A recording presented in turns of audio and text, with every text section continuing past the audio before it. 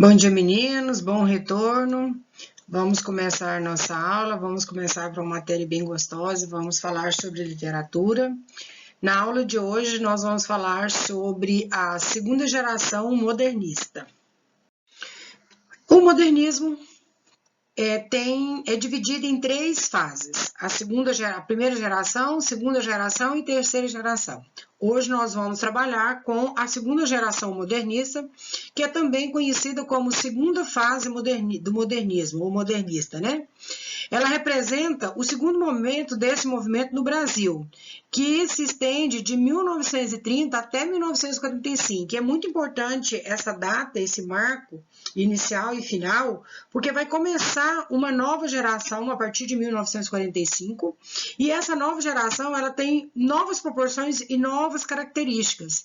Essa geração também é chamada de geração de 30, e ela foi marcada pela consolidação das ideias modernistas que foram apresentadas na Semana de 22. Então, nós estudamos a Semana de Arte Moderna, ou a Semana de 22, que na verdade foram só 3 dias, nós também estudamos isso, e que faz a abertura, né? Então, a Semana de Arte Moderna dá início ao modernismo. E o que é importante nisso? É que o modernismo, ele rompe com as artes tradicionais.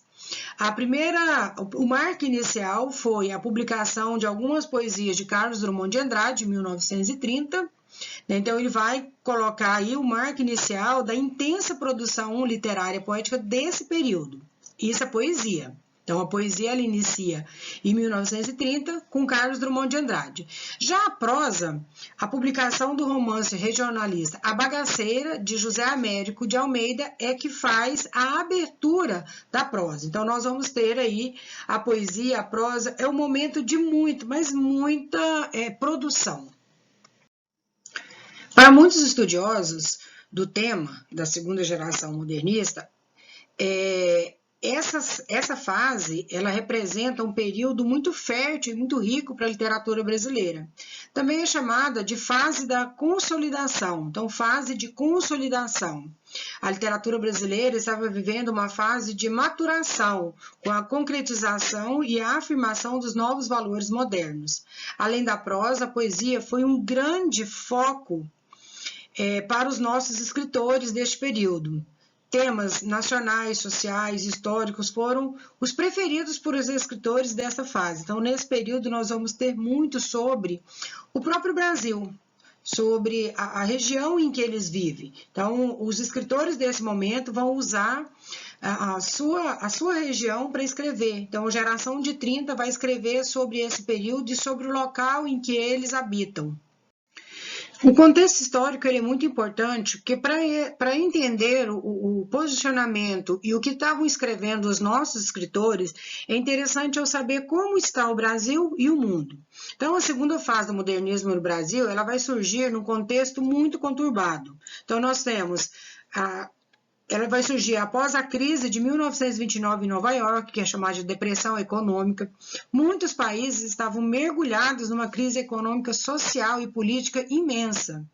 Isso fez surgir diversos governos totalitários e ditatoriais na Europa, os quais levariam ao início da Segunda Guerra Mundial, que aconteceu entre os anos de 1939 e 1945, além do aumento do desemprego, a falência de fábricas, a fome e a miséria. No Brasil, a Revolução de 30 representou um golpe de Estado. O presidente da República, Washington Luiz, foi deposto, impedindo assim a posse do presidente eleito Júlio Prestes. Foi o início da Era Vargas e o fim das oligarquias de Minas Gerais e São Paulo, denominada política do café com leite. Com a chegada de Getúlio Vargas ao poder, a ditadura do país também se aproxima com o Estado Novo, que vai de 1937 a 1945. Então, notem vocês que o contexto histórico desse período é de muita movimentação. Então, é um contexto histórico extremamente importante. Então, vale a pena você ir lá nas aulas de história, dar uma né, estudada com muito cuidado em tudo isso que está acontecendo. Além de ser um período de muita conturbação, é um período muito interessante para se estudar e para saber um pouco mais sobre ele, não só em relação ao Brasil, mas em relação ao que está acontecendo no mundo nesse período. Período riquíssimo para a história e para o nosso contexto histórico e prato cheio para os escritores desse período. As principais características desse período. Características essas que vocês vão encontrar nas publicações. Então, durante as publicações, é o que vai estar presente na escrita. Então, o que nós temos? Influência do realismo e do romantismo. Então, eles vão buscar mesclar as influências que o realismo e o romantismo trouxeram, já numa mistura bem interessante. O nacionalismo, universalismo, regionalismo. Lembra que eu falei para vocês que os escritores desse período vão usar muito o local em que eles moram, a cidade, o estado, então muitas características nesse sentido. Então, o Brasil, ele apresenta, mas ele apresenta mais condensado. Quem mora em São Paulo vai falar de São Paulo, quem mora no sertão nordestino vai falar do sertão nordestino, e assim sucessivamente. Realidade social, cultural e econômica.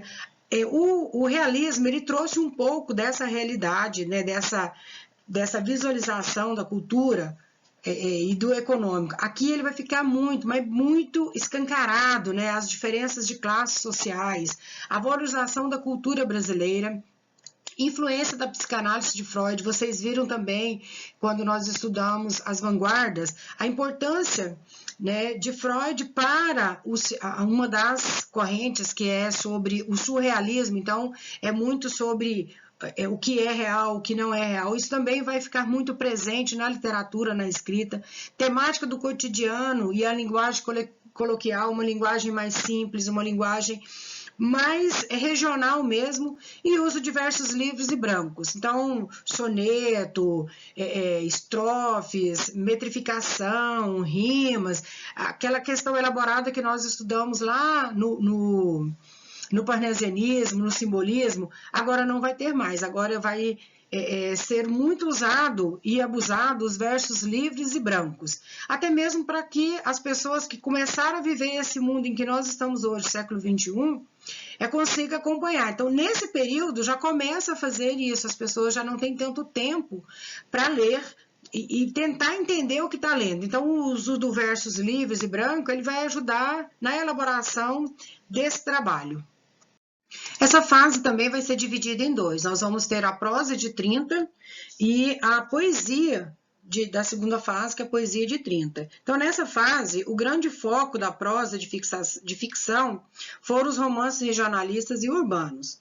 Na prosa, foi evidente o interesse por temas nacionais, uma linguagem mais brasileira, com enfoque mais direto dos fatos marcados pelo realismo, naturalismo do século XIX. Como nós vimos nas principais características desse período.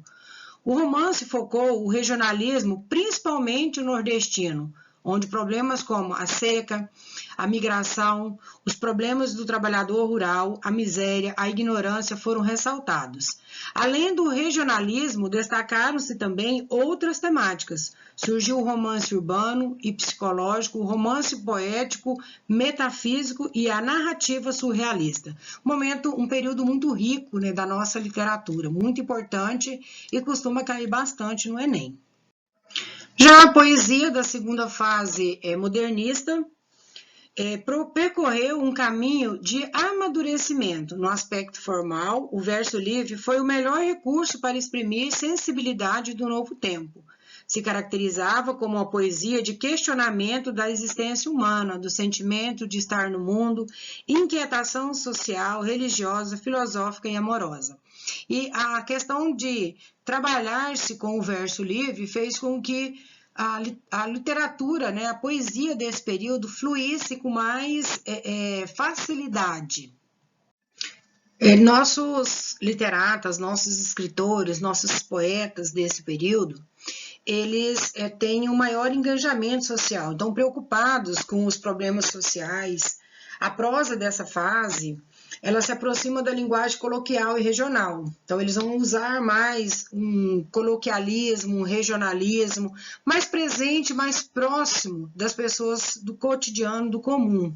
Assim, ela mostrou a realidade de diversos locais do país, ora no campo, ora na cidade, e aí ele fazia esse contratempo, dependendo de como era o contato do escritor com a localidade em que ele estava, em que ele habitava, em que ele estava vivendo. E dentre muitos poetas dessa fase, nós destacamos, trouxe para vocês alguns de grande importância para esse período e que vale a pena vocês darem uma pesquisada, e se não leram nada sobre ele, está na hora de começar a ler. Então, nós vamos ter aqui os escritores da prosa e os escritores da poesia. Então, na prosa, nós temos o Graciliano Ramos, a Raquel de Queiroz, o Jorge Amado, José Lins do Rego, Érico Veríssimo e Dionélio Machado. Tenho certeza que vocês já ouviram falar de pelo menos 2 ou 3 desses escritores. Se não, está na hora de começar a pesquisar. Na poesia, nós temos o Carlos Drummond de Andrade, o Murilo Mendes, Jorge de Lima, Cecília Meirelles e Vinícius de Moraes. Um mais lindo que o outro, vale a pena dar uma lida.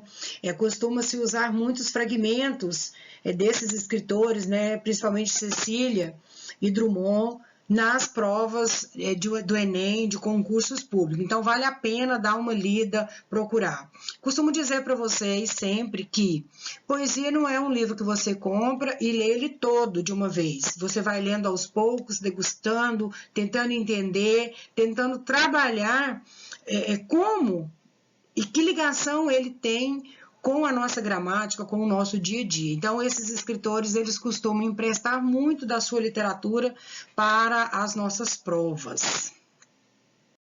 E é isso, chegamos ao fim de mais uma aula. Falar com vocês sobre o modernismo, a primeira, segunda, terceira fase é muito bacana, porque é uma matéria muito gostosa de ser trabalhada. Próxima aula vamos falar sobre Clarice Lispector, especificamente sobre A Hora da Estrela. Tenho certeza absoluta que se vocês não conhecem nada da Clarice, após a aula vocês vão querer ler muito sobre ela, porque ela é encantadora e não tem como não se apaixonar por ela. A Hora da Estrela é uma obra clássica da Clarice. Se você não leu, faz uma pesquisa, vai lá, lê um resumo, lê um spoiler, faz uma teoria sobre. E na próxima aula nós vamos falar sobre A Hora da Estrela, de Clarice Lispector. Até, um beijo no coração e bye bye.